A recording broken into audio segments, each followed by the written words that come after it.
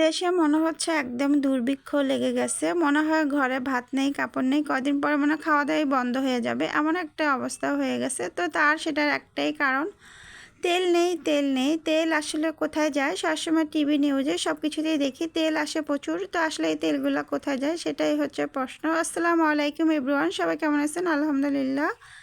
আল্লাহর রহমতে আমরা ভালো আছি। তো এটা অবশ্যই আমার কালকের কিছু ভিডিও। এখন আসলে লং ভিডিও দিতে ভালো লাগে না, তাই তেমন করে দেওয়া হয় না। তো এটা শুক্রবার ছিল, কালকে বন্ধের দিন, বাসায় সবাই একসাথে ছিল। রান্নাবান্না আর কি দেখাবো। তো বাসায় থাকলে সবাই এই ধরনের খাবারগুলোই বেশি মিলে খেতে ভালো লাগে, ভালোবাসি আর কি। একা একা খাওয়া হয় না। তো বোনু তো আছে, কেউ ঘুমায় থাকলে তাকে ডিস্টার্ব করা। তো যেটা বলতেছিলাম, আসলে জীবনযাত্রা খুবই মানে কি বলবো, দুর্বিষহ হয়ে যাচ্ছে। আমরা নিজেরও এটা সাফার। তেল না থাকলে দেখা যায় অনেক কষ্ট, কারণ আমার আঙ্কেলও প্রাইভেট জব করে। তো সেখান থেকে আমাদের মানে নিজস্ব প্রাইভেট গাড়ি না হলেও সেই গাড়ির জন্য তো তেলের প্রয়োজন। দেখা যায় বন্ধের সময় কোথাও যদি আমরা বের হই, আমরা সেই গাড়ি নিয়ে বের হতে পারি, কিন্তু এখন তেলের জন্য সেটা করা যাচ্ছে না। শুধু আমাদের কথা আমি চিন্তা করতেছি না, অনেক এরকম মানুষ আছে বাংলাদেশে, দেখা যায় শুধু এক ওভার চালায় বা পাঠাও গাড়ি, যেটাকে বাইক বলে, সেটা চালিয়ে সংসার চলে। তেলের সংকটের কারণে এখন মনে হচ্ছে দেশে একদম একটা দুর্ভিক্ষ নেমে আসছে। তো বিকালবেলা আমার বোনের সাথে আমি বাইরে গেছি, সেখানে একটা ঘটনা ঘটছে, সেটাই আমি বলার জন্য কথাটা বললাম। তো এই যে এখানে আমার বোনও এখানে উনি তো দুষ্টামি করতেছে, তো এই জন্য আজকে আর তেমন রান্নাবান্না দেখলাম না।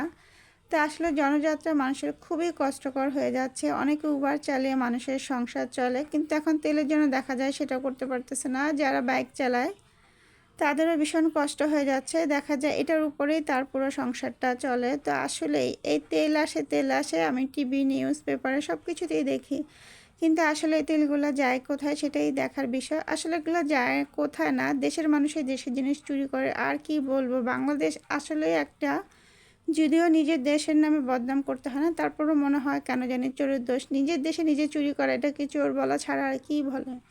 তেল কিন্তু পরিমাণ মতন প্রচুরই আসতেছে, কিন্তু যারা সিন্ডিকেট তারা বেশি দামে নাকি অন্য জায়গায় বিক্রি করে ফেলতেছে। যদিও আমি সঠিক জানি না, তবে পেপারে নিউজে মানে বেশিরভাগই এই ধরনের ঘটনাগুলোই দেখা যায়। তো এই যে আমার বোনকে নিয়ে আমরা আইডিয়াল মার্কেটে চলে আসছি। আসলে কিছুই না, আমি জাস্ট কিছু বাটি কিনবো। তো বোনু আইসক্রিম খাবে, ঝালমুড়ি, ফুচকা এগুলো খাবে, কিন্তু এগুলো শুক্রবারে কিছুই পাওয়া যায় না, সব দোকানগুলো বন্ধ থাকে। কারণ দেখা যায় এগুলোর জন্য সেই জিনিসগুলো বসে না। দিনের তারপরও আশেপাশে থাকলে প্রচুর অবশ্যই ভিড় 10টা ছিল। কেউ 11টার যদি দিকে এখান আসবেন, থেকে তখন আসতে চান শান্তি বা মতন কিছু সব কিনতে চান, কেনাকাটি করতে পারবেন। বিকালে আসলে কিছুই পাবেন না, মানুষের ধাক্কা ধাক্কির ঠেলা, কিনতে খুবই কষ্ট হয়। আমরা নিজেরও এখানে তেমন একটা আসা হয় না, শুক্রবার ছাড়া অন্য সময় হয়তো আসি। তো আসলে এখানে আসার পরে সন্ধ্যা হয়ে যাচ্ছে, বিকাল হয়ে যাচ্ছে। এখন তো আর একটা নিয়ম বের হয়েছে, সন্ধ্যা 7টার ভিতরে দোকানপাট সব বন্ধ হয়ে যায়। এই লোকগুলো অসহায় মানুষ, এটার উপরে কিন্তু তাদের সংসার চলে। সারা সপ্তাহ তারা বসে থাকে এই একটা দিনের আশায়। একটা দিনের জন্যই তারা কিন্তু সংসারে সব কিছু করে, এখান থেকে তাদের আয় হয়, সেটা দিয়ে কিন্তু তাদের সংসারগুলো চালায়। তো আসলে দুঃখজনক ব্যাপার, দেখা যায় সমস্ত মানুষদেরকে, দিনমজুর যাদেরকে বলা হয়, তাদের জন্য খুবই কষ্ট হয়ে যাচ্ছে। কারণ 7টা বাজলে আপনি লাইট বন্ধ করে দেয়, কিন্তু এই মার্কেটগুলো দেখা যায় 10টা 11টা পর্যন্তও চলে। সপ্তাহে তাদের একটা দিনই বসে, তারপরে এই অবস্থা। তা আসলে কাকে কি বলবেন? আল্লাহর কাছে বেশি বেশি করে নামাজ পড়ে ইবাদত করা, আল্লাহর কাছে মুক্তি চাওয়া ছাড়া মনে হয় আমাদের আর কিছুই করার নেই।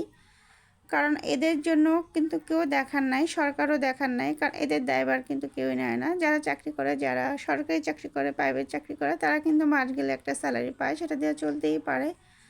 তো আজকে অনেক কিছু বলে ফেললাম। আসলে কি করব, আমাদের নিজেদেরও কষ্ট, সবার কষ্ট। আল্লাহ সবাইকে যেন কষ্ট থেকে মুক্তি দেয়, এই সমস্যার সমাধান করে ফেলে। এই যে বনুর জন্য আমার আঙ্কেল আবার কেএফসি নিয়ে আসছে। তো আজকে আমার লং ভিডিওটা এই পর্যন্ত। সবাই ভালো থাকবেন, সুস্থ থাকবেন, সবাই সবার জন্য দোয়া করবেন, আল্লাহ যেন সবাইকে এই সমস্যার সমাধান থেকে মুক্তি দেয়। তো আজকে এ পর্যন্তই, আল্লাহ হাফেজ।